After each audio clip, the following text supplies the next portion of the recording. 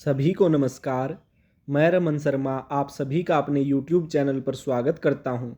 अगर आप इस चैनल पर नए हैं तो चैनल को सब्सक्राइब करें, वीडियोस को लाइक, कमेंट और शेयर करें। आज हम सिसोदिया वंश के गौरवपूर्ण इतिहास के बारे में पढ़ेंगे, जिसके अंदर रानी पद्मावती, राणा सांगा, राणा कुंभा और महाराणा प्रताप जैसे वीर योद्धाओं की गाथाओं के बारे में जानेंगे। मैं आपको विश्वास दिलाता हूं कि जब आप इस वीडियो को पूरी तरह से देख लेंगे, उसके बाद आपको यह ज़रूर महसूस होगा कि आज आपने कुछ ना कुछ नया जाना है। और जो बच्चे SSC, Delhi police, Chandigarh police, Haryana SSC, CET, group D, group C और राजस्थान के किसी भी एग्ज़ाम की तैयारी कर रहे हैं, उन सब के लिए ये मोस्ट इम्पोर्टेंट टॉपिक है। तो समय को ज़्यादा खराब न करते हुए आगे बढ़ते हैं। सिसोदिया वंश के शासक स्वयं को सूर्यवंशी कहते थे। जो सिसोदिया वंश था वो सूर्यवंशी राजपूत थे। सिसोदिया वंश का शासन मेवाड़ पर था और मेवाड़ की राजधानी चित्तौड़ थी। तो क्वेश्चन पूछ सकता है कि सिसोदिया वंश का शासन किस क्षेत्र पर था? मेवाड़ पर था और मेवाड़ राजस्थान के अंतर्गत आता है। फिर पूछ सकता है मेवाड़ की राजधानी क्या थी? चित्तौड़ थी। या पूछे सिसोदिया वंश की राजधानी क्या थी? तो आपका आंसर चित्तौड़ होगा। नेक्स्ट, अलाउद्दीन खिलजी ने 1303 ईस्वी में चित्तौड़ पर आक्रमण किया। मोस्ट इंपॉर्टेंट क्वेश्चन है, पूछ सकता है कि अलाउद्दीन खिलजी ने चित्तौड़ पर कब आक्रमण किया था? 1303 ईस्वी में किया था। नेक्स्ट क्वेश्चन की तरफ बढ़ते हैं। अलाउद्दीन खिलजी के आक्रमण के समय चित्तौड़ का शासक कौन था? रावल रतन सिंह था। रावल रतन सिंह की पत्नी का क्या नाम था? महारानी पद्मिनी या महारानी पद्मावती था। महारानी पद्मिनी के नेतृत्व में चित्तौड़ की महिलाओं ने अपने स्वाभिमान की रक्षा के लिए जोहर किया था। जब अलाउद्दीन खिलजी ने युद्ध को जीत लिया था और चित्तौड़ के दुर्ग की तरफ बढ़ने लगा था, उस समय अपने स्वाभिमान और इज्जत की रक्षा के लिए महारानी पद्मिनी के साथ वहां की महिलाओं ने सामूहिक रूप से आत्मदाह किया था, जिसे जोहर कहते हैं। और महारानी पद्मिनी के इस साहसिक कार्य के ऊपर एक काव्य लिखा गया है जिसका नाम है पद्मावत। तो क्वेश्चन पूछ सकता है कि पद्मावत का रचनाकार कौन है? मलिक मोहम्मद जायसी है। नेक्स्ट क्वेश्चन की तरफ बढ़ते हैं। चित्तौड़ दुर्ग का आधुनिक निर्माता किसे कहा जाता है? राणा कुंभा को कहा जाता है। राणा कुंभा का शासनकाल कब से कब तक था? 1433 ईस्वी से 1468 ईस्वी तक था। राणा कुंभा का पूरा नाम क्या था? कुंभकर्ण सिंह था। राणा कुंभा ने चित्तौड़गढ़ में विजय स्तंभ का निर्माण करवाया। तो क्वेश्चन पूछ सकता है कि विजय स्तंभ कहां पर है? चित्तौड़ में है या चित्तौड़गढ़ में है। फिर पूछ सकता है कि विजय स्तंभ का निर्माण किसने करवाया था? राणा कुंभा ने करवाया था। नेक्स्ट क्वेश्चन की तरफ बढ़ते हैं। राणा सांगा का पूरा नाम क्या था? तो महाराणा संग्राम सिंह या संग्राम सिंह राणा सांगा का पूरा नाम था। खतौली का युद्ध 1518 ईस्वी में राणा सांगा व इब्राहिम लोदी के बीच हुआ, जिसमें राणा सांगा की विजय हुई। तो क्वेश्चन पूछ सकता है कि खतौली का युद्ध कब हुआ था? 1518 ईस्वी में हुआ था। फिर पूछ सकता है कि खतौली का युद्ध किन शासकों के बीच लड़ा गया? राणा सांगा और इब्राहिम लोदी के बीच लड़ा गया।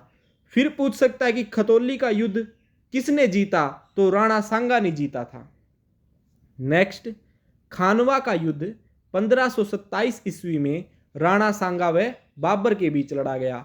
तो क्वेश्चन पूछ सकता है कि खानवा का युद्ध कब लड़ा गया था? 1527 ईस्वी में लड़ा गया था। फिर पूछ सकता है कि खानवा का युद्ध किन शासकों के बीच हुआ? राणा सांगा और बाबर के बीच हुआ था। नेक्स्ट क्वेश्चन की तरफ बढ़ते हैं। अब हम महाराणा प्रताप के बारे में पढ़ेंगे।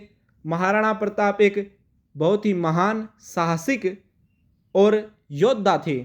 और आज का जो यूथ है, जो नौजवान युवा हैं, उन सब के लिए एक प्रेरणा का स्रोत महाराणा प्रताप हैं। हर किसी नौजवान को महाराणा प्रताप से कुछ ना कुछ जरूर सीखना चाहिए। तो आगे बढ़ते हैं। सिसोदिया वंश का सबसे प्रतापी शासक कौन था? महाराणा प्रताप थे। महाराणा प्रताप का जन्म 9 मई 1540 को मेवाड़ के कुंभलगढ़ दुर्ग में हुआ था। तो क्वेश्चन पूछ सकता है कि महाराणा प्रताप का जन्म कब हुआ?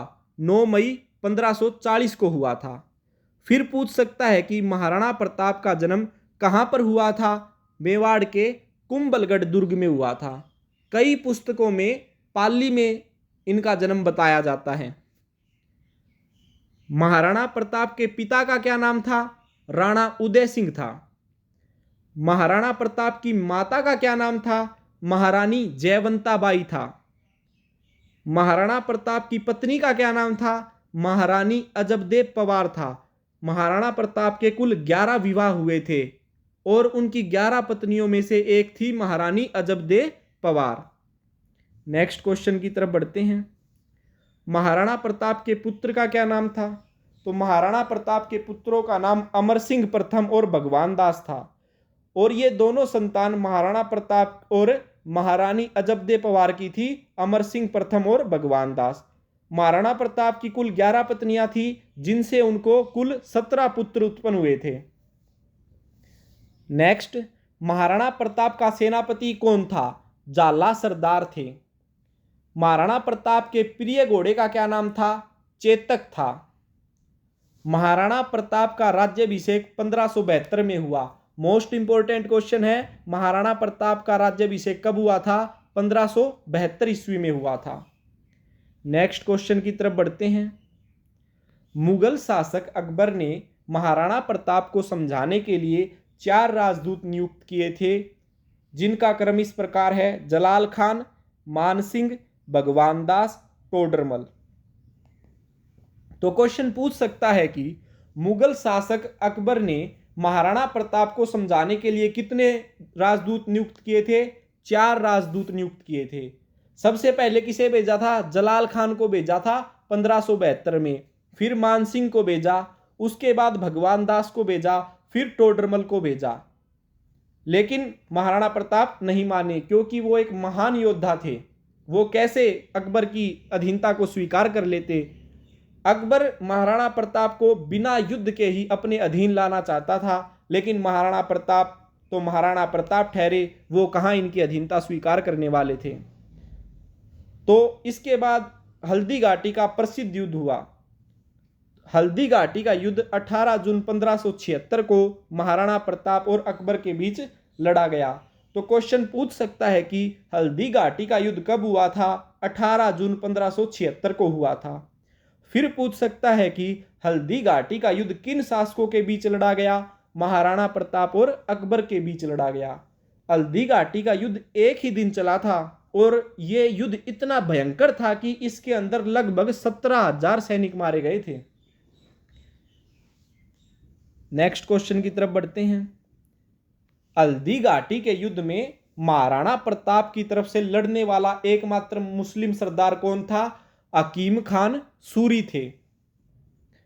हल्दी घाटी के युद्ध में मुगलों की सेना का नेतृत्व आमेर के राजा मानसिंह ने किया। मोस्ट इंपोर्टेंट क्वेश्चन है, हल्दी घाटी के युद्ध में मुगलों की सेना का नेतृत्व किसने किया था? आमेर के राजा मानसिंह ने किया था। हल्दी घाटी युद्ध का आंखों देखा वर्णन अब्दुल कादिर बदायूनी ने किया। यह भी मोस्ट इंपोर्टेंट क्वेश्चन है, काफी बार एग्जाम्स में पूछा गया है। हल्दी घाटी युद्ध का आंखों देखा वर्णन किसने किया है? अब्दुल कादिर बदायूनी ने किया है। हल्दी घाटी के युद्ध में महाराणा प्रताप घायल हो गए थे, इस कारण उन्हें काफी लंबे समय तक, लगभग 12 साल तक जंगलों में बिताए और इन 12 साल के अंदर महाराणा प्रताप ने मुगलों की सेना को बहुत ही क्षति पहुंचाई थी और 12 साल बाद दोबारा अपने शासन को प्राप्त किया था। और महाराणा प्रताप इन 12 साल के दौरान जब उन्होंने मुगल सेना को काफी नुकसान पहुंचाया तो उस समय अकबर अपनी राजधानी को आगरा से बदलकर लाहौर ले गया था। और जब तक अकबर को यह तसल्ली नहीं हो गई कि महाराणा प्रताप का निधन हो चुका है, तब तक वो लाहौर में ही रहा और महाराणा प्रताप के निधन के बाद लाहौर से अकबर अपनी राजधानी को आगरा लेकर आया था। नेक्स्ट, महाराणा प्रताप का निधन 19 जनवरी 1597 को 56 वर्ष की आयु में चावंड में हुआ। तो क्वेश्चन पूछ सकता है कि महाराणा प्रताप का निधन कब हुआ था? 19 जनवरी 1597 को हुआ था। फिर पूछ सकता है कि महाराणा प्रताप का निधन कितने वर्ष की आयु में हुआ? 56 वर्ष की आयु में हुआ था। फिर पूछ सकता है कि महाराणा प्रताप का निधन कहाँ हुआ था? चावंड में हुआ था। तो आज हमने महाराणा प्रताप जैसी महान विभूति, रानी पद्मिनी, राणा सांगा और राणा संग्राम सिंह के साथ साथ राणा कुंभा के बारे में जाना। आशा करता हूं कि सिसोदिया वंश के इस गौरवपूर्ण इतिहास के बारे में जानकर आपको बहुत अच्छा लगा होगा। धन्यवाद। जय हिंद, जय भारत।